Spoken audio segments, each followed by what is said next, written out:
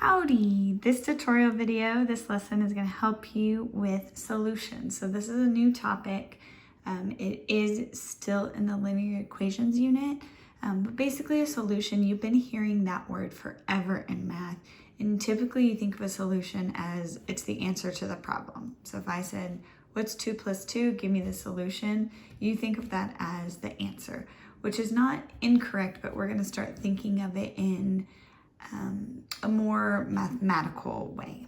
So a solution is a value. It's a number that we can put in place of a variable in an equation that would make the equation true. Okay, so solution, it's a value, it's a number. We can put it in place of a variable, in place of an x, t, z, q, doesn't matter what the variable is. But when we plug in that number, that value, the equation or whatever we're given would be true. Okay, so I have this example here, and you can actually do this along with me. If you want to print these notes, you can find this on our math page. You can go ahead and print these notes if you want something to handwrite. I actually suggest that, so then you have something to look back at. So anything I write, you would also need to write. Okay, so a solution is a value we can put in place of a variable that makes the equation true. So I have this really basic equation here. It's 5 plus x equals 10. So basically the solution is whatever number we can put in place of x, in place of that variable that would make this true. So for example, if I put a 3 here, that would not make this equation true because 5 plus 3 is not equal to 10. So that means 3 is not a solution. Okay, so when we're looking at the equation for this one, most of you did it in your head. You said, you know what? The only thing that you could replace the x with is a 5, and that would make the equation true. Therefore, the solution is 5. But I happen to know that you're not going to get super easy problems like this. You actually need to use your math. We need to isolate the variable or get the variable by itself to find the solution. In this problem, you did it in your head, but I'm telling you for 8th grade standards, most of them you're going to have to work out. So let me review it with you here real quick.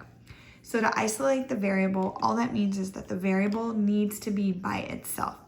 Typically in math, we have the variable on the left side and then the numbers, the values on the right side. It doesn't really matter. That's just typically how we do it. So when I'm looking at this, the variable starts on the left, but it's not by itself. It has this 5 that's in the way of it. So for the x to be by itself, the 5 has got to go away. So the way we get it to go away is by doing the opposite. So the opposite of adding is subtracting, the opposite of subtracting is adding, the opposite of multiplying is dividing, and the opposite of dividing is multiplying. With all that being said, let's get this variable by itself isolated, okay? So I see this 5, it has to go. So if I have 5 and I have to get rid of it, it's not being multiplied by anything, it's not being divided, it's a positive 5. So to get rid of it, I would subtract 5. But if we subtract 5 on one side, we have to do it on the other side. And that means the other side of the equal sign. So if it helps you to put the equal sign there so you can make sure you did it on both sides, then do that. Okay, 5 minus 5, those cancel out. And then plus x, that just means a positive x. And then 10 minus 5 is 5.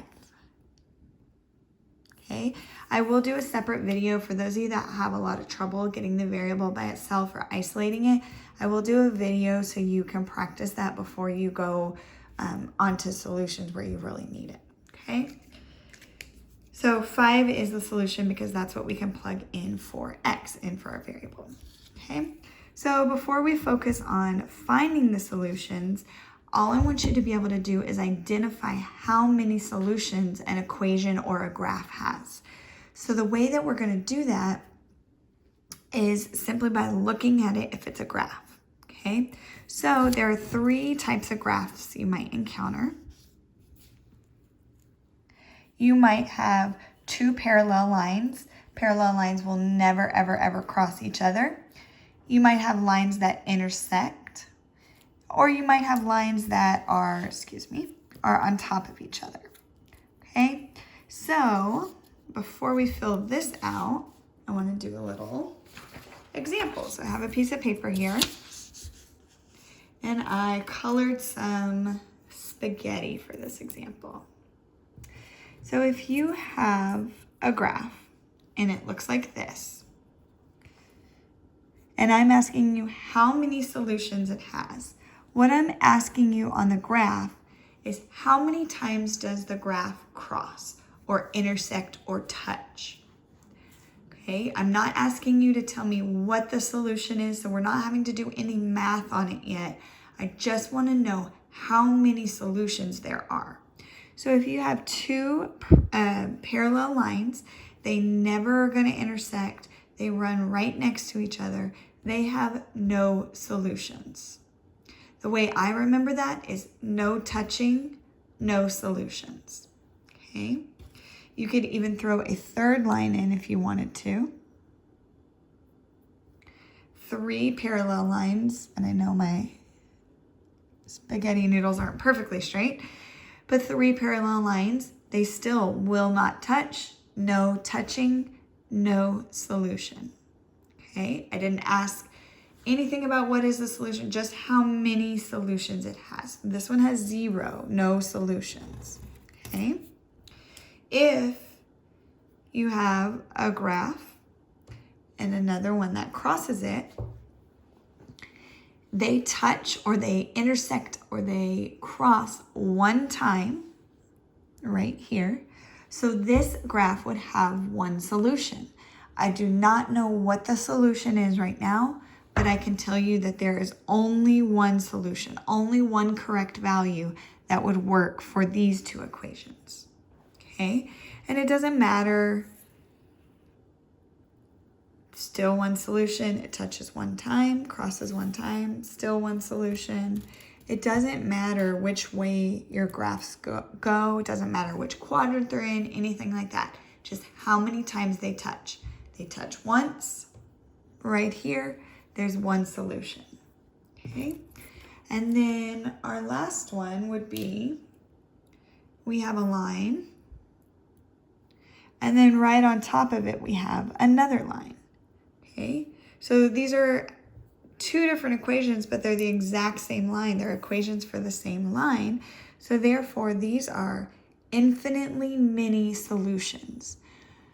What that means, every single value you plug in for the variable would make the equation true because they're equal to each other. These equations are equal to each other. Okay, so let's test your knowledge.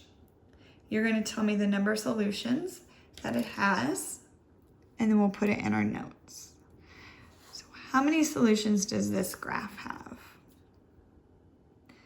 If you said 1, good. They cross one time right here where I'm pointing with the green noodle. So that means 1 solution.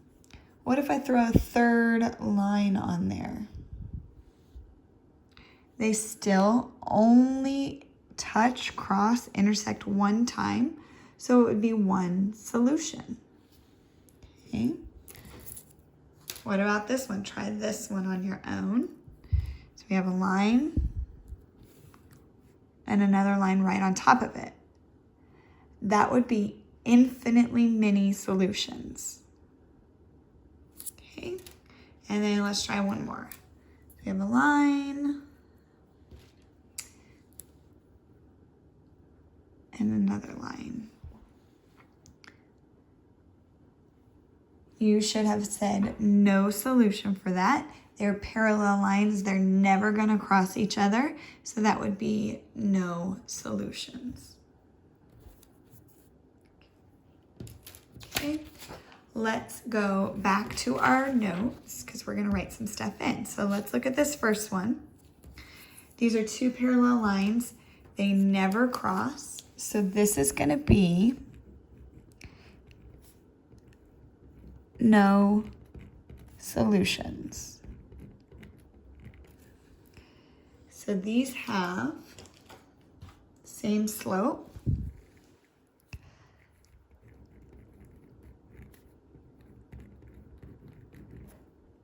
but a different, and go ahead and write this in, y-intercept. And we know another name for y-intercept is initial value. So where they're going to cross over here on the y-axis, this blue line is going to cross higher than my green line is on the y-axis, okay? But the way you can determine that it's no solution is they have the same slope and different y-intercepts. And we're going to see that in equation in a minute.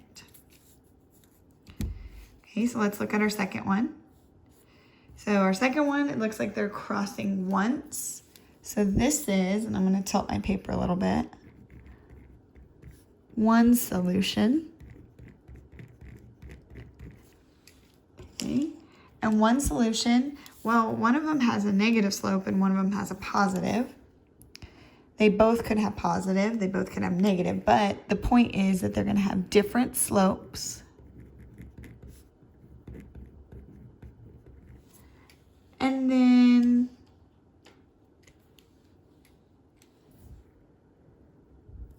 they're going to have different y-intercepts.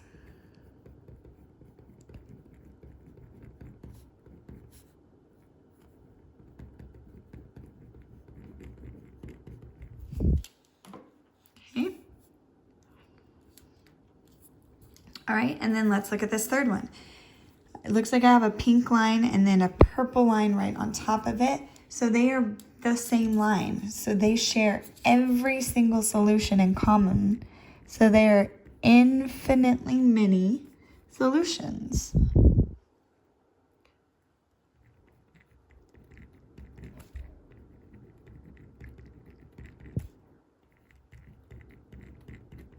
And if these are the exact same line, it means they have the same slope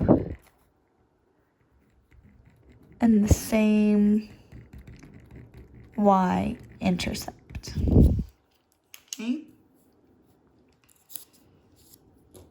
So your first assignment with this, just to practice before we go on and go a little bit further and actually figure out what the solution is, where it gets a little bit more complicated, I just want you to look at graphs. I'm going to give you a worksheet. There's a bunch of graphs on it, and I want you to tell me how many solutions, but then I want you to add in what they share in common. So if it's no solution, I want you to tell me they have the same slope, and tell me also what's different. They have different y-intercepts. Should put y-intercepts. If it's one solution, I want you to tell me they have different slopes and different y-intercepts. And if it's infinitely many solutions, I want you to tell me that they have the same slope and the same y-intercept.